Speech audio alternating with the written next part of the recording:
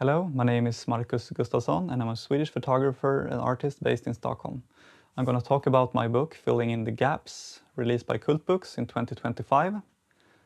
This project started with a feeling that there were parts of my childhood that I couldn't access, that there were large gaps in my memory that I wanted to understand.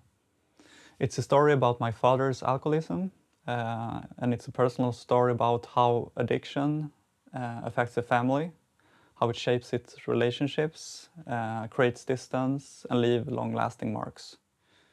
And that's also where the title comes from.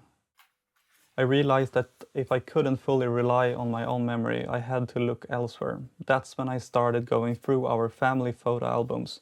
Incorporating archival images became a way of borrowing other people's memories and trying to form my own understanding of what had happened. But I didn't want to include those images as objective documents. I wanted to make them mine. So I began painting, taping, and drawing on them. I tried different techniques, and eventually I found that the more childlike approach felt the most honest.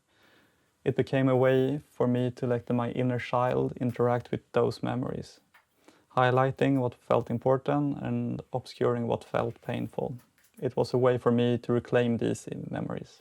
This book, I mix my own photographs with these altered family images, and visually it moves between the raw and sometimes almost the beautified, documentary and subjective interpretation, and that tension I think reflects my relationship to my father and to the past.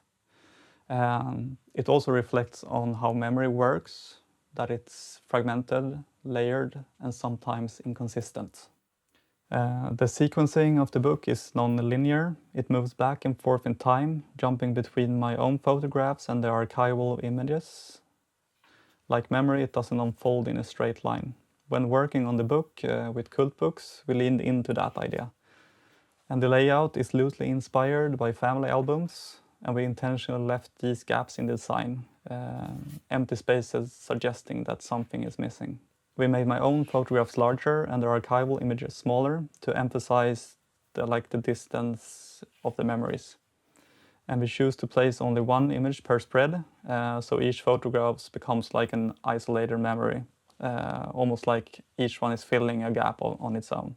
The book also includes 4 short handwritten texts taken from my notebook that simply sets the tone and hint at the dynamics within the family, not necessarily explaining the story.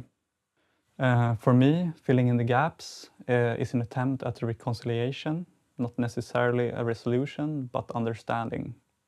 By confronting these fragmented and painful memories, I try to better understand the circumstances that have shaped my life and relationships.